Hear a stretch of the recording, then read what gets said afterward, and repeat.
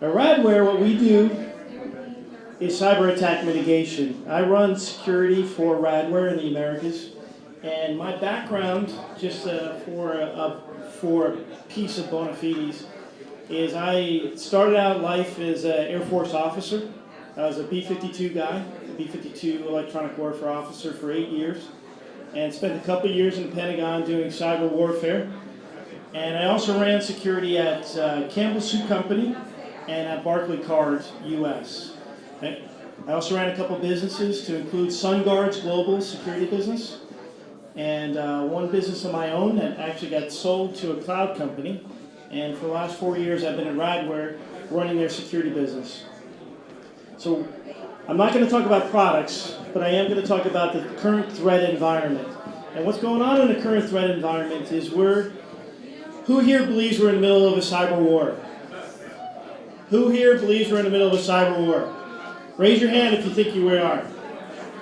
It's a lot of people don't believe we are, right? They say it's not the same thing as warfare. People aren't dying.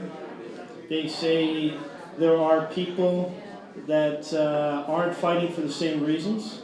They say that the weapons aren't the same and they don't really hurt. Who believes all of that? I'm telling you that when the Cold War started, it was the same conversation. When guerrilla warfare started, it was the same conversation. What we're in the middle of is the era of fourth generation warfare or cyber warfare, which is a notion of computers that are beginning in the process of actually fighting. So what I did was here, and this is normally a heavy conversation, but I'm going to try to make it light, where we actually use Sun Tzu as a background for the conversation of whether or not we're in the middle of warfare. Sun Tzu, 2,000 years old, theories on warfare. And he had 13 theories, 2 of which I'll go through today. One of his theories was you'll be attacked if there's 2 situations that arise. One is that you believe you're safe, and second is the reality is you're not. And when that reaches a rife environment, you'll be attacked. So let's talk about that. In 2013, the attack environment was unbelievable. In fact, in 2014, the last 2 weeks, we've experienced at Radware more attacks in the month of January than we did the whole quarter of last year. There have been more companies attacked throughout the world in the first 2 weeks of 2014 than were attacked all of 2013, all the last quarter of 2013. And when you're attacked, there's many different reasons why they're attacked, but half of them are to take you down. Why do they want to take you down? There's good reasons to take you down. We can get into in great detail. But if you can think about the way our world now lives, it's to be connected. Everything that you do is to access something. Access an app, access an application, access the bank account, access your environment. And if you can get denied access or facsimile access, everything stops. This is the origin of how companies go down. The reason I put this up here is because most people in today's environments actually think the internet pipe is down or your network is down. Everybody blames the network guys, right? And the reality is the internet is only 25% of the problem. The problem is very deep. It's very complicated. I'm not going to get into a product pitch here, but this is actually the ugliness of why big banks go down, why stock exchanges go down, why big companies with expensive people and expensive programs go down. It's because the problem is pretty complicated.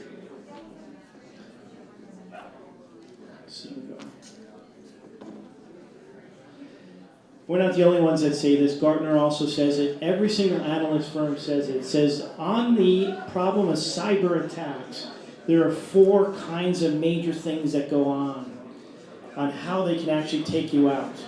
It's not simple. So across the top at Gartner, they say that you can be exploited in your network, you can be exploited on your application, you can be exploited on essentially DDoS or vulnerabilities.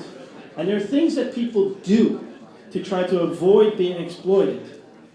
And there's a common theme there, too, is that there's no silver bullet in being able to address the problem. So this is essentially the landscape. No silver bullet and plenty of exploits. All right, so what do you got to do to be able to protect yourself? Today's cyber attack environment, if you believe that this cyber warfare is real, that it's not burglars trying to actually attack you and steal something, that you actually have cartel-like organizations that have nation-state-like resources, or nation-state-like organizations that have cartel-like plans to be able to thieve you, then you need to do a certain amount of protections at 3 levels. And this is what we do very well at Radware. The 3 levels of protection include a perimeter protection, an application protection, and a protection of your infrastructure in the cloud. In the perimeter, there are things that you have to do that's different than what you're doing just 2 or 3 years ago. If what you're doing today is the same that you were doing 3 years ago, you're exploited. You're already done with the exploit. Your environment is rife for exploit. These 2 things are what we traditionally did. This is what I did when I ran security at Barclaycard. We protected against exploits and intrusions. These things are new. And this idea of envelope attacks is brand new for a security professional. An envelope attack is the idea that a security professional today needs to protect not just against vulnerabilities, but against the engineering assumptions that goes into IT infrastructure. So your IT architects design a delivery infrastructure for your businesses, which now can be exploited and overloaded. And as a role of a security professional or of your business, you have to protect those assumptions. And those assumptions are how people take you down. They know that you make very cost-effective solutions that are weak and can be exploited. So this is the world that we live in. The perimeter, you need to have actually detection for these kinds of attacks. Brand new categorical attacks, things that weren't happening just a few years ago. In addition, these things cannot be detected at your perimeter. They need to be detected very close to your application.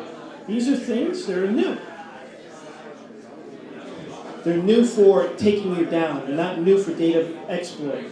And you need detectors for when an actual person comes into your environment and begins the process of developing a transaction and then does misuse.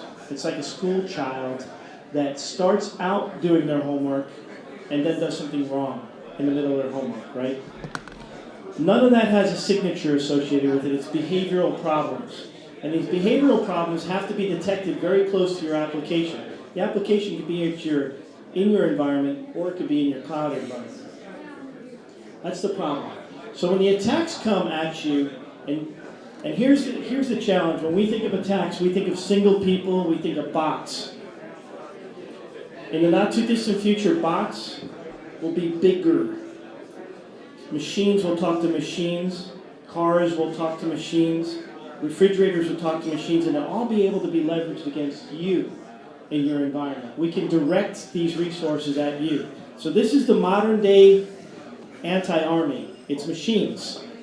The machines will actually attack you.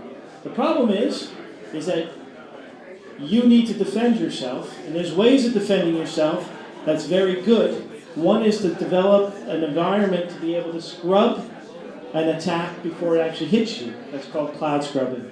This is very effective today. It needs to be employed. It actually is required. So you actually deploy a defense in cloud scrubbing. However, the defense in cloud scrubbing can actually help you protect against what's called volume-based attacks or DDoS attacks. However, there are many, many other attacks that are non-volume. They're called directed or low and slow or encrypted attacks that actually can attack your enterprise. Many of these attacks will actually go through your cloud infrastructure or your hosted environments. And if neither one of you are protected, or if you're not coordinated, you'll go down. So that's my enlightening very uplifting conversation for today. I wasn't going to go through a bunch of solutions, but there's a bunch of people here today that have Radware solutions in place, to include Data Foundry and many other folks. And we have protections against this kind of set. Sun Tzu said, hold your friends close, hold your enemies closer. Know what your enemies are so that you can learn from them. I thank you for tonight. Thank you very much, guys.